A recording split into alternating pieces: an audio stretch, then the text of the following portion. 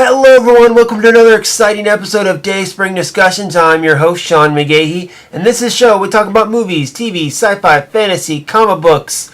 And I am joined today by none other than the Mistress of Mandalore herself, Miss Lisa Lockgahee. Hello. Alright guys, so today we are talking Star Wars. Some recent news that has come out, stuff that's already happened, and then we're going to do a little review of the newest Star Wars book that came out, I think it was last month?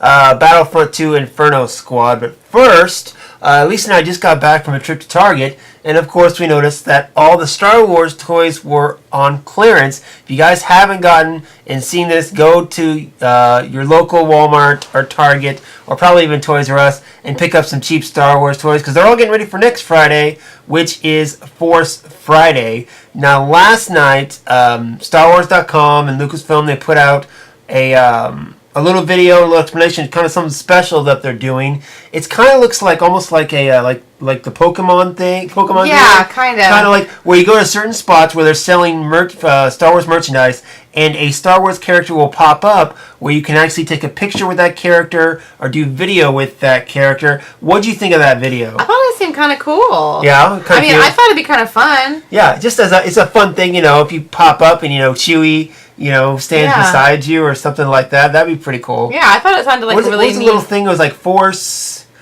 Field, or what was the little symbol that looked like? I forget what it said. I forget. There's some symbol, like you go to like say Toys R Us, and you stand by like this thing that's got a little like Force like a little symbol on it. Yeah, it'll be like on the display. Somewhere. It's Rey with a lightsaber on it, whatever. And it might be other things, but it's just it'll be a Star Wars display that has this little it's like an orange symbol with like a lightsaber, and it says Force. Yeah, and you have the Star Wars app open on your phone. You hold it up, and a character pops up, and you can have fun with it. It looks something pretty interesting. I might go check that out. Yeah. It's going on all that next weekend. Nora would really quite enjoy that. Maybe I'll take Nora on Sunday, and we'll go look for some Star Wars characters. I'm going to have to go look at some Star Wars toys next weekend, of course. Not this weekend, next weekend. Next weekend, yes. Yeah, exactly. So. Oh, man, on Sunday I can't go with you. That's right, yeah. Well, I work Friday, Saturday, but yeah, anyway, so Force Friday is next week, guys. So it's become the yearly event where they bring out the next merchandise for the next upcoming Star Wars film. Of course, this one being Star Wars The Last Jedi. Is there anything that you think they might come out with that might reveal anything? Like maybe like a Luke or a Kylo Ren or something like that? They're too careful to do that now. Yeah, I think they're too careful. I'm curious what kind of merchandise they're going to come out with. I'm really curious to see like if they're going to come out with like another Luke Skywalker lightsaber or something like that. That'd be pretty cool. But anyway, that's a big Star Wars event coming out, guys. But last weekend there was an even bigger Star Wars event that happened. I believe it was on Saturday last week. Posted online, and this is all according to the Hollywood Reporter, that director Stephen Daldry is in early talks to helm a Star Wars anthology film about none other than Obi-Wan Kenobi himself. Now, for a while now, since they started doing these anthology films, fans have been hoping for a standalone Obi-Wan film, and maybe even a trilogy that possibly takes place between Episode 3 and Episode 4, what Obi-Wan was doing the 19 to 20 year period there. This is the first kind of official word, so to speak, from Lucasfilm or Disney that they're actually thinking about this. It's not just like fan theories at this point. So according to the report, the film does not have a script, but they're talking about the project, and Daldry is set to oversee development with Lucasfilm. Now, Ewan McGregor, who played Obi-Wan Kenobi in episodes 1 through 3, has been asked many a times, so much that he's probably getting sick of it, is if he would come back and play Obi-Wan in an anthology or spin-off film. And he said, every time he says that he would definitely be interested in doing that, though they cannot confirm if he's actually been asked back for this project that they're in development. Now, other actors who have portrayed the character, Alec Guinness was the original Obi-Wan Kenobi in episodes 4 through 6. And then another notable one was Mr. James Arnold Taylor, who voiced Obi-Wan Kenobi for 6 years on The Clone Wars. Did a couple things for Star Wars Rebels, and then, of course, the Clone Wars movie back in, I believe it was 2008 when that movie came out. Now, not a lot is known about Obi-Wan between the years of exile in the two trilogies, though Marvel Comics has touched on the character's trials and tribulations a little bit in their regular Star Wars saga. So, Obi-Wan Kenobi movie, anthology film. We've talked about this on this show before. Yeah. Of course. So, it's something where I would definitely be excited about. And, the first thing I thought of when I heard about this news, I'd rather see a young Obi-Wan. What do you mean? Am I just me like for me, one thing that I've always wanted, like we always get stuff that is post episode 1. I want to go pre episode 1. Like you want to find out when Obi-Wan was in training, Jedi because there's a lot of adventures with Obi-Wan and Anakin that we saw in the Clone Wars and stuff like that. But from just stuff that I've read with Obi-Wan and Qui-Gon, I want to see those adventures. Mm-hmm. Really, I think that they did a whole. I know they'd done many years ago. They did a kids series called Jedi Quest, and it was about young Obi-Wan Kenobi and Qui-Gon. I never read them, but just something like that I think would be really cool to see. And of course, I'd be fine seeing these exile years of Obi-Wan on Tatooine. But again, I just something that popped in my mind when I heard about this story. I was I'd really like to see a young Obi-Wan movie. I mean, I would not like to see that, but we have time to do that. Right now, we got to use Ewan McGregor while we still can. Okay, fair enough. So that's why I would rather see this now, because I would love to see Ewan McGregor back as Obi-Wan, and he's the perfect age to do those years. He's still, perfect age. And so I was that's what I think. I think we got to do this now while we can still bring him in, and then later we can do the young Obi-Wan. Because some people always complain, especially nowadays, about how they feel they're doing Han Solo and Obi-Wan. They're keeping the universe small and not making it big like they should.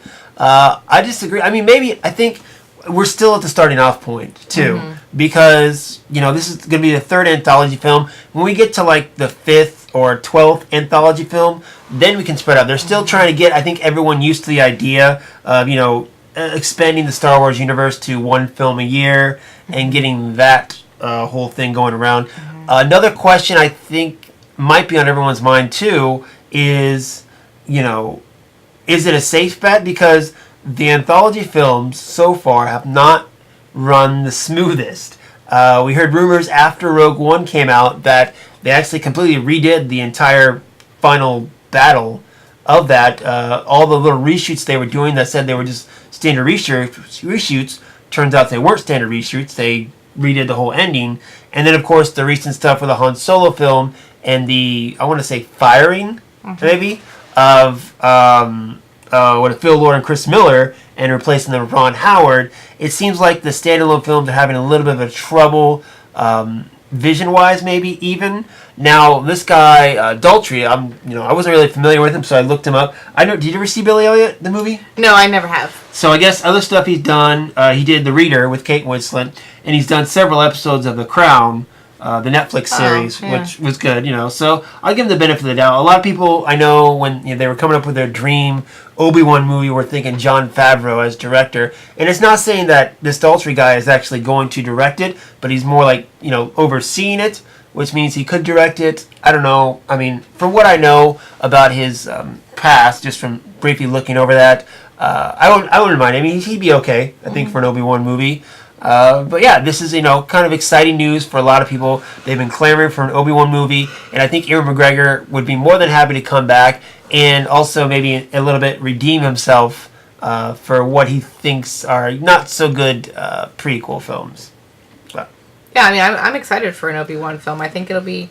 I mean, I don't know. I mean, I agree with what you're saying. I think it probably is for them a safe bet. They don't want to do anything too risky right now with the anthology films because... Or the... Not the... they're anthology films. Oh, okay. But yeah, so, I mean, I think it's a safe bet for sure. I mean, I would love for them to go back, and I know a lot of people say this, go back and do, Knights of the Republic. The Old Republic. I would love to, but I would rather see that in a TV show. So I'm fine with them not doing that in a movie. I think there's too much there to put in a movie. It needs to be in, a Netflix series or something. So, okay, so then let's play with this rumor, the one I talked about earlier. There's another rumor going around that Maybe one of the reasons they want to do an Obi-Wan movie is that it has to do with Rey, our current hero in the episode films, because everyone's trying to guess Rey's heritage. Is she a Solo? Is she a Skywalker? And people are thinking that maybe she's a Kenobi as well. And of course, their main source for this is pointing to, at the end of her vision in episode 7, the last voice she heard was Obi-Wan.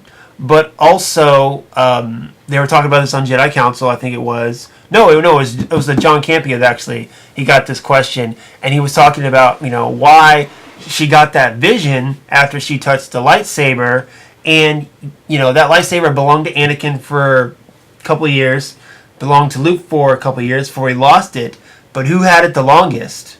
Obi-Wan had it for almost 20 years. Yeah, but he didn't do anything with it. But he was in possession of it for the longest out of all three of them, and that's why maybe if she was a descendant of his, like her granddaughter, when she touched it, that triggered memories. It's just, I know it's a theory, but it's something that's been going around, swirling around.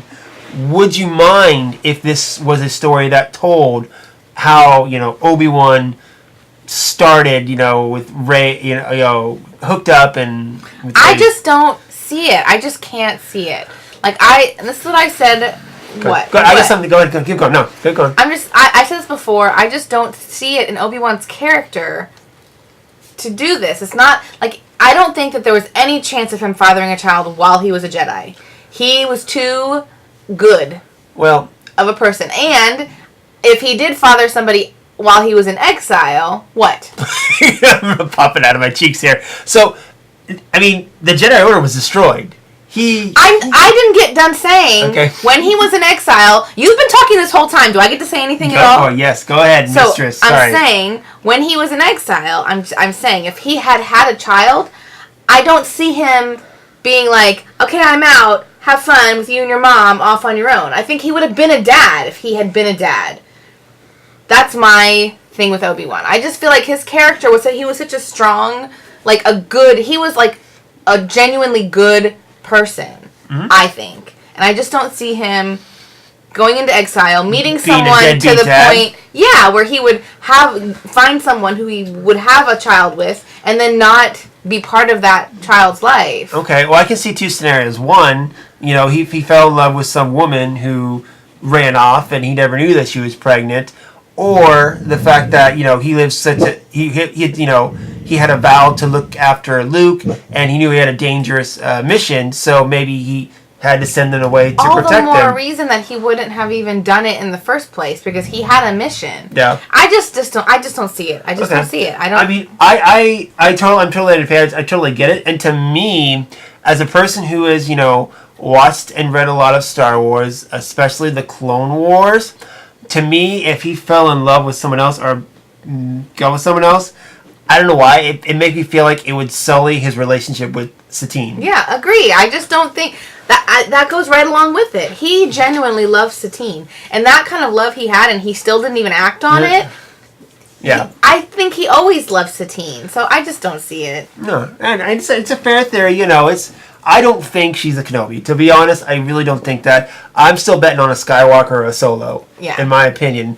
But, she could be the child of nobody. I mean, that's here nor there. I just think let's quit speculating. We will find out eventually. I mean, chances are, I heard we're not even going to find out, in the next couple months when Last Jedi comes out. But, a couple more months. Yeah, it's getting there. It's getting there. All right, guys.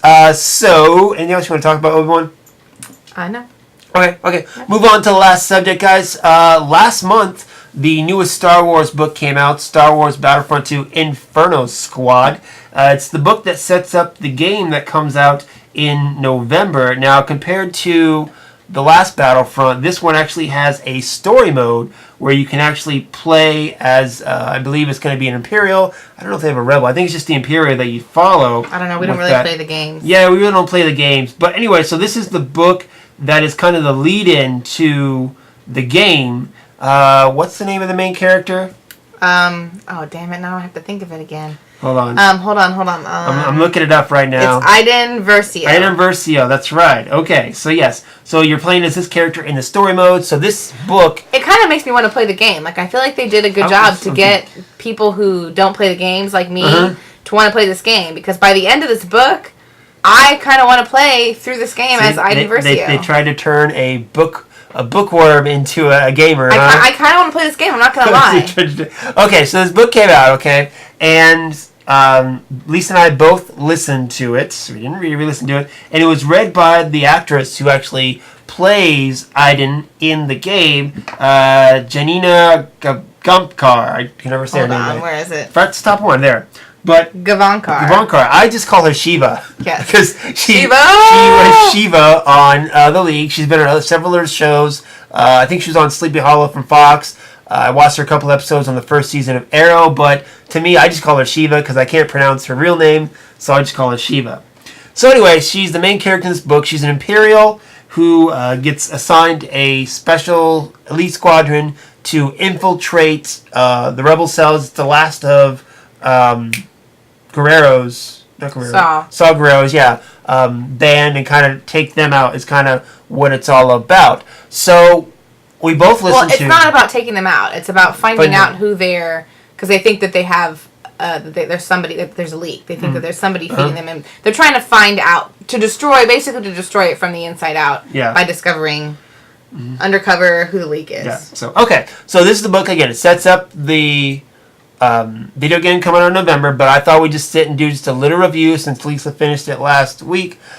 So I'm going to go ahead. You go ahead and take the lead. What did you think about this book? So I just want to start by saying the first Battlefront book, I could not even get through it. I got a quarter of the way and I was so bored that I couldn't even finish it.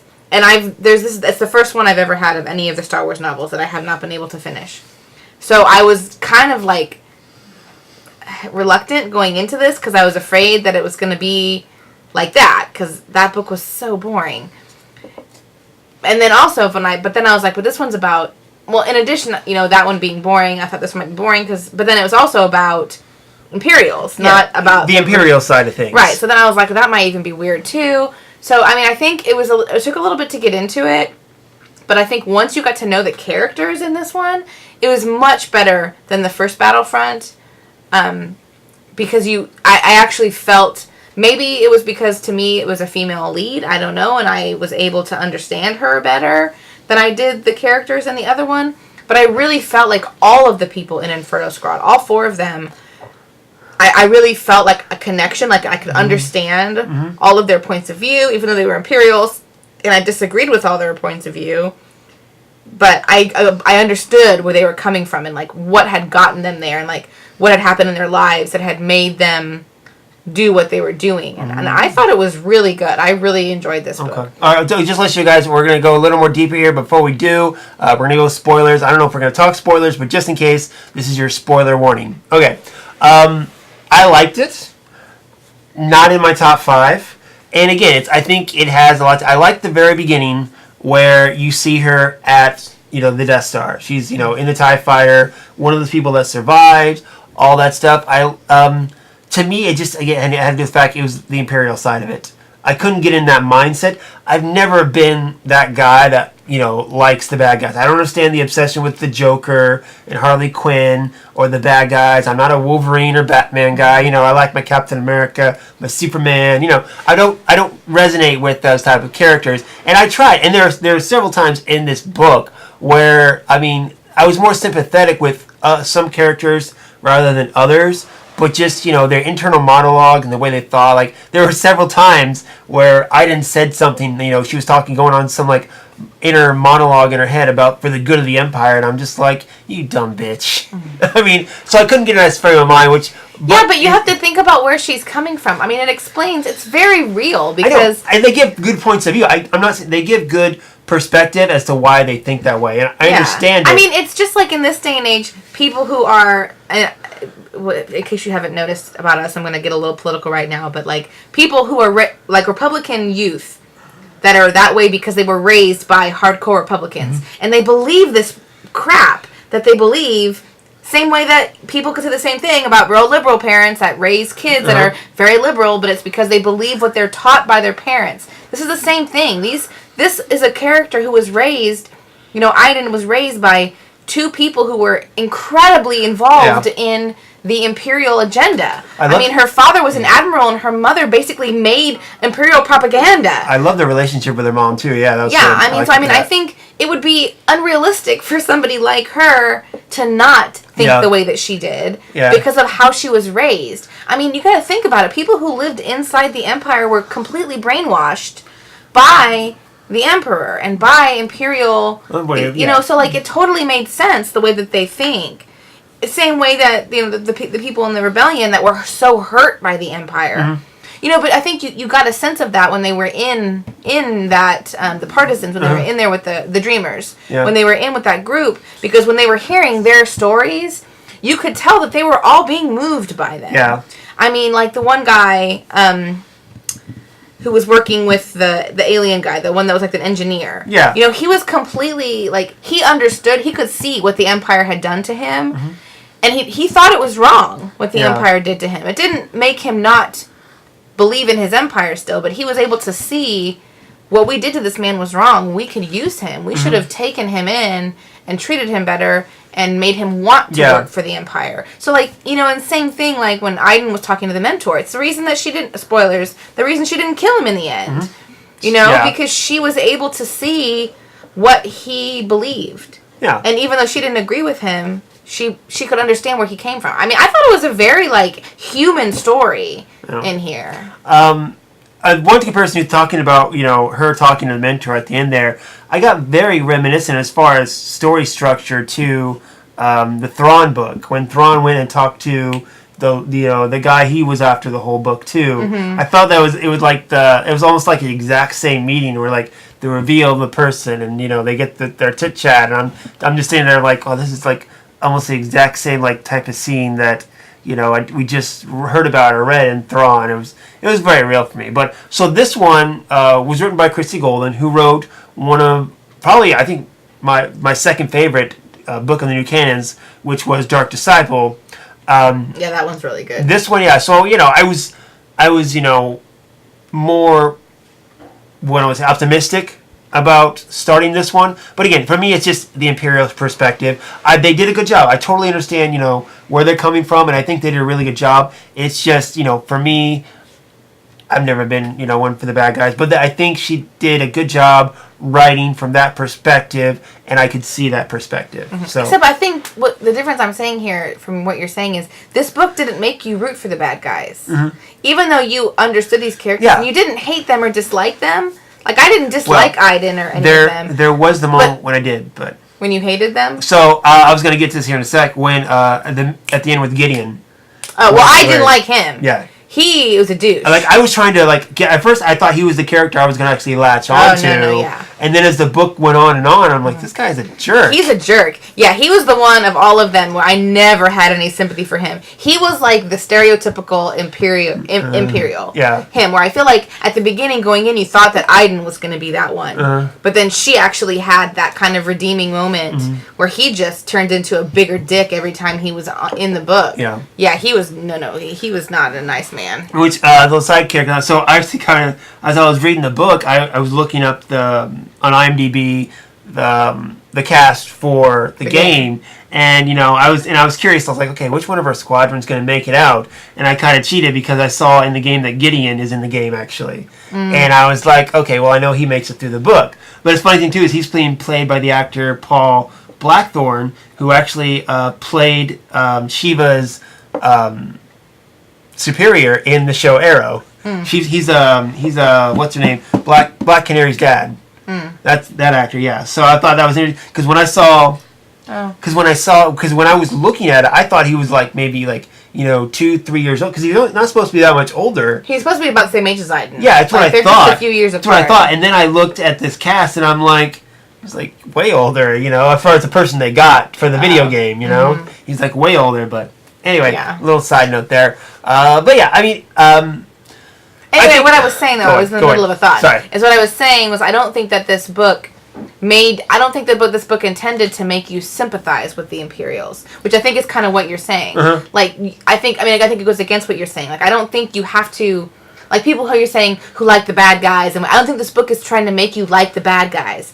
I don't think that was the intention of it at all. I don't think going into it you were expected to like them or sympathize with them or understand what they're. I think you're still supposed to dislike them. I don't think this book was intending to make you definitely dislike Gideon. Yeah, right. That's what I mean. So that's what I'm saying. Where you keep saying like you don't like those stories that are about the books about the bad guys where they try to make the bad guys like understandable or relatable. I don't think this book was trying to do that. I think you were still supposed to hate them. Well, I think you were kind of a little supposed to understand. And yeah, like I said, I understand, like, like again, like you were talking about, that's the way they were raised, that's their train, the way their mind works, the way they rationalize it. Seeing that was fine. I get that point of view. I just, still thought it was a bunch of propaganda bullshit, and I'm glad they died. They didn't all die. Trying to fake people out here. All right. Now the next book that comes out next Friday, Force Friday, which is the book entitled Phasma, based on the character Captain Phasma. And this, I guess, is supposed to be one of the journey towards the Last Jedi books, where we actually see what happened to Captain Phasma from the end of The Force Awakens to the beginning of The Last Jedi. Are you excited for this book at all? Or? I don't know. I feel like I should be. Who's writing this book? I didn't really understand the fascination with Phasma after The Force Awakens. Yeah, well, to me it's... I mean, her role in the film was pretty crap. Yeah. Like, she didn't really do much, and the things that she did do were kind of weak. Yeah. And so I'm hoping that this book will kind of redeem her a little bit, because I mean, not necessarily redeem her as in, like, being a good guy, but just redeem her in that it makes her character, a little bit better. Like, makes you like her character better, because I was not really a fan of her in the... Written by Delilah Dawson. She did The Perfect Weapon, a short story. Oh, yeah, that was a good story. Did you read that? Yeah, I read that. Okay. Yeah, so it's the same author. Yeah, that was the story about the... Yeah, the woman from... she's in The Force Awakens. Yeah, she is. She just has a small She's got that small role. I feel like she's done something else too. Maybe. I don't know. But anyway. So that's the next book that comes out next Friday. So I'm sure we'll get the audiobook and pick that up and, do a little review on that perhaps. We'll see how it goes. So, But yeah, so that's it, guys. Let us know what you think. Are you excited about the Obi-Wan standalone movie? What are your thoughts on that? And then, of course, if you've read or listened to Inferno Squadron, let us know if you agree or disagree with our points of view. So until next time, guys, Lisa, got anything else to say? No, the only thing I was going to say is I've been saying for a while that I'm going to do those book reviews. Yes, you have. And I have kind of gotten caught up with some other things. However, I'm going to be having a little time off. Sorry, you're getting vacation, baby. So, which means more podcasts coming. Perhaps. So, anyway, I'm going to try to take that week I'm off and do those reviews. And I was thinking instead of doing like blogs, I might actually do little podcasts, like little audio ones about maybe about each book. Yeah, just little short, short 4 or 5 minute reviews or something. Yeah, something like that. Okay. Well, be on the lookout for that, guys. And, of course, be on the lookout on the blog because I like to post stuff every once in a while on that. What? I'm just saying, you post so much stuff on the Facebook page. It's like... The Facebook page, but not on the actual blog. Like, if you go to the actual Dayspring Discussions blog, that's where you'll see I post the podcast and then any other blogs that I write on there as well. What's the last blog I did? It was this week.